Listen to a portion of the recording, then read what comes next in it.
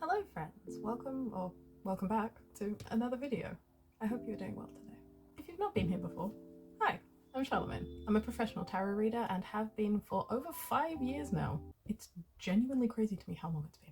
And in doing this profession on the internet, I have been asked a lot of questions in my time. In this video specifically, we're going to be answering a question about the nature of tarot, based on a comment that I received on TikTok not too long ago. It reads, how does one get into tarot? I always thought it was just a gimmicky thing. And I replied to this comment with this. This opens up a whole can of worms. Allow me to regale you while I take my nail polish off. So if you're me, you were a kid that was really into magic and witchcraft and the occult, and your family never stopped you because they were not Christian.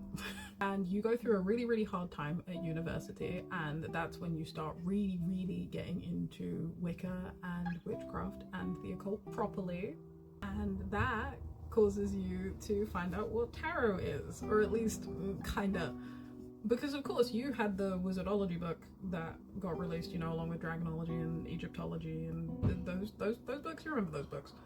And you've seen oracle cards before and you think, oh yeah, that's cool, like they're telling the future. And you get into reading about tarot and you think, oh man, yeah, this is probably a bit gimmicky.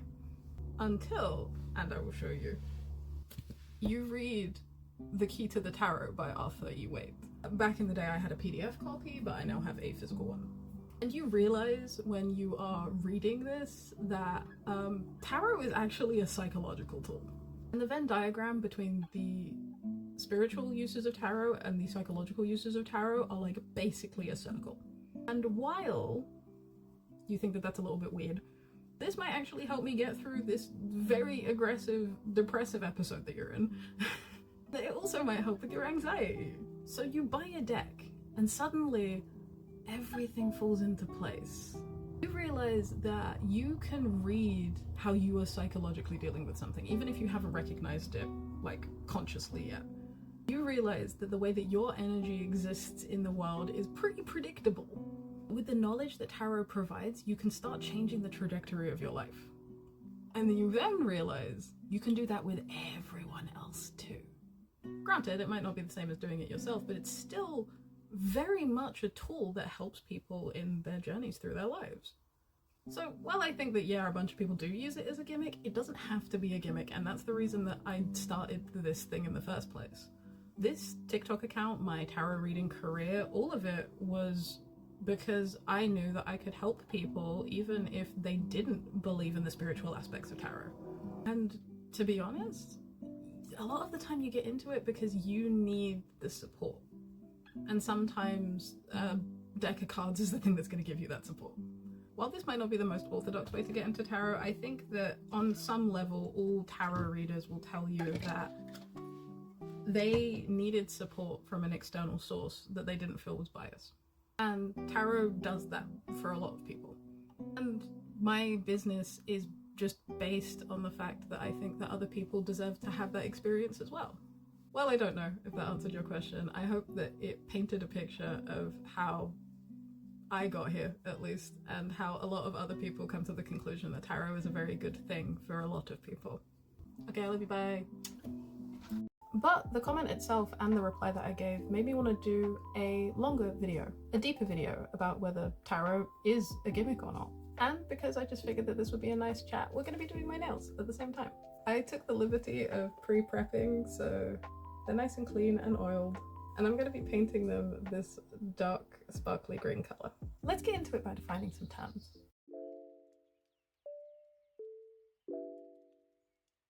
Well, it wouldn't be a Charming Moon video without defining our terms now, would it? So what is a gimmick?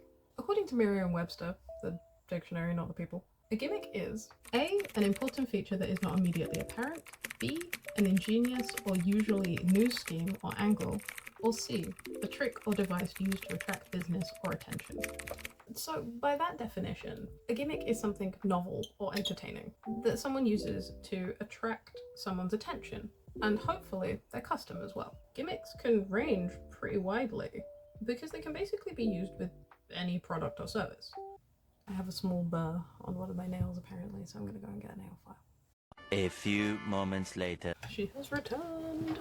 But the most recent gimmicks that I can think of, in the mainstream at least, are AI technology being used in literally every single electrical appliance. But more broadly speaking, basically every fad diet you've ever heard of. The idea of a gimmick is that people will sell you on a particular feature of a product and not its overall utility, in order to get you hooked on the wider scheme of their business. That might be getting you to sign up to a free trial that you promptly forget that you signed up for and then end up paying for the actual thing for 6 months before you realize. Or selling you on particular features that require more add-ons to actually work, like a Samsung smart fridge that needs Wi-Fi to function, when you could have just had a regular fridge. While gimmicks are generally considered to be bad, this isn't always the case. Many things work very well and are just sold at a particular angle, in order to encourage people to give that product a chance. But most of the connotation of a gimmick is that it's a trick, fooling people into something that isn't actually real. So knowing this definition, would I define tarot as a gimmick? Short answer, not always. But y'all came here for the long answer, and that is what I am going to talk about now.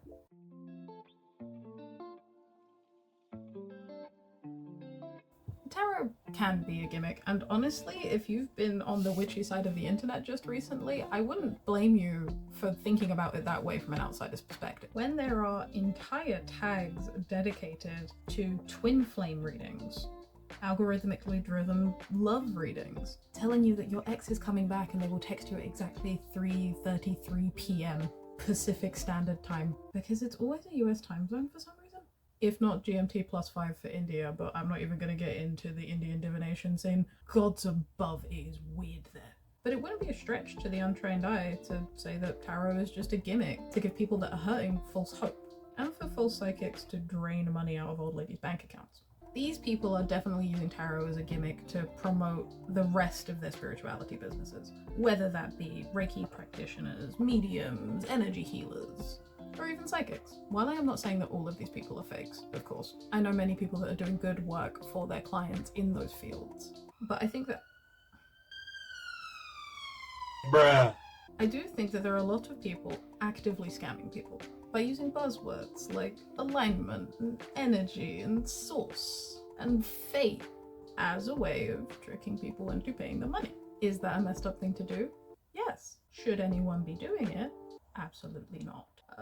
But I am also not the person scamming people on the internet, so what do I know? This channel, however, is a channel primarily for education, and that is what I'm going to do here. As well as show you that I have done the base coat for my nails, so they're all glossy now. Just gotta let them dry and then I'll be able to get to the next coat. So most people that read tarot primarily read the tarot cards for themselves and for the people that they care about. The rise of social media might make it look that there's like 1,000 different tarot readers and they're all saying different things, and that makes everything nonsense and not real. But this kind of stems from a fundamental understanding of what tarot cards actually are and what they are for. I got into tarot when I was in the thick of researching witchcraft and the occult and implementing my original witchcraft practice. This would have been around 2015 to 2017-ish. This was a way of developing my intuitive abilities, but I had been introduced to card reading as a general concept at a very young age. Both my grandmother and my mother have used oracle cards on and off throughout their entire lives, so I suppose the concept was normalized for me pretty early on. It really helped me when I was working through a lot of old festering emotions. I will have a video coming soon about my personal tarot journey, so feel free to subscribe and stick around for that when that comes out. In essence though, this was around the time that I started reading about tarot and learning how it has been used. And it was at this point that I learned that tarot is supposed to be used more like a psychological tool on your spiritual journey, rather than some supernaturally possessed cards that know all. The cards come with built-in symbols and meanings, so we can project our understanding onto them and create more meaning and understanding in our own lives. In fact, here is a quote from Arthur E. Waite himself. In his book, The Pictorial Key to the Tarot, this is the man that helped create the Rider-Waite Tarot deck. Yes, the one that you've seen in every TV show and movie ever.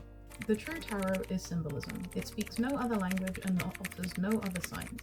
Given the inward meaning of the emblems, they do become a kind of alphabet, which is capable of indefinite combinations and make true sense in all. These cards do not have power on their own. They aren't the magical part of the practice. The magic is the energy and intention that you are providing to the reading. This has been the case since the inception of modern tarot reading. If you would like to learn more about the history of modern tarot reading, then I have a series on this book on Patreon that you can go and watch for free. I also release all of the tarot lessons that I make on there early, so consider becoming a member. My nails have also dried at this point, so I'm going to start putting the actual colour on. When I started reading for other people, I was already well aware that I wasn't reading people's futures in the way that people make tarot reading sound. I was simply reading the energy that my clients were putting out and applying that energy to the cards that were being pulled. Humans are very predictable creatures.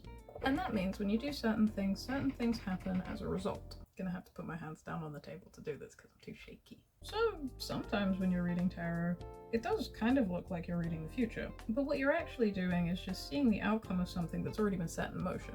And my intention of guiding a client and giving them good, tangible advice that they can implement into their lives was and still is the forefront of my work.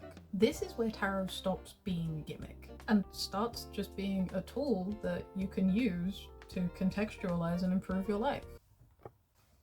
I don't know why the brightness just went down. I'm gonna pretend like it's fine. I'm also not the only person who sees tarot this way. If you look at many of the creators that don't play into the algorithmic, dare I say, chronically online game of social media, you'll find a lot of people that read for people because they genuinely feel called to do so, to help people find direction in their lives where they otherwise feel stuck.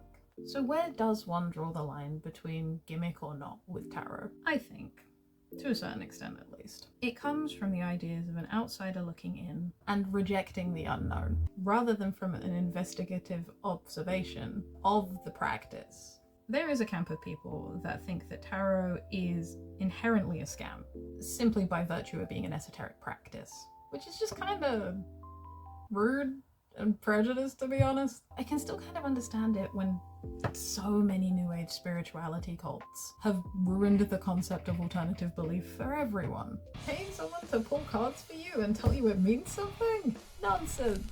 Gibberish! I could do that myself! And yeah, you could. That's literally why I teach people how to read their own cards, so they learn how to do it properly. But that doesn't mean that you can't have someone else read your cards for you. Oh gosh. I flooded my cuticle a bit on this side, but it is what it is. Just because you can do something for yourself doesn't mean that you can't have someone else do it for you as well. And to give you an interpretation of those cards so you can see the problem from an outside perspective. You could treat tarot reading like talking to somebody about a problem in your personal life and then asking them for advice. The power doesn't lie in the cards themselves. It lies in your ability to read them correctly. The power doesn't lie outside of the self, it lies within you. The gimmicky nature of tarot only really starts occurring when we start applying attributes to these cards that just don't exist, like the ability to read the future. And that is where we see twin flame you will receive a text posts. Okay, not only time for a final coat, but also time for final thoughts. While I don't think you need tarot to improve your intuitive or psychic abilities, or even to see your future, I do think it's an incredibly useful tool for processing your emotions and information, as well as coming to conclusions about things to proceed with our lives. It's the reason I started doing this in the first place. It's the reason I teach others how to do it. And in a way, it's the reason that I made this video, to debunk some myths about my beloved craft. If you made it this far into the video, thank you very much for listening. I very much appreciate it. This was basically a rant about how people think that tarot is a gimmick for some reason. And if you enjoyed this video, then you might enjoy other videos that I have up on this channel. Up in the corner, whichever one it is a link to my intro to tarot video, so you can start your tarot journey today. I also have a Patreon where I give tarot lessons, I give tarot readings, and we run a book club. And you can become a member for free now. But you can also join the paid subscriptions for as little as £1 a month. I am at Charming Moonco on all of my social media, which is all of these. Here is what my nails turned out like, in case you were wondering. I think the colour's very cute. I'm going to put a top coat on these now, and I hope to see you again soon. But until then, stay blessed, my friend.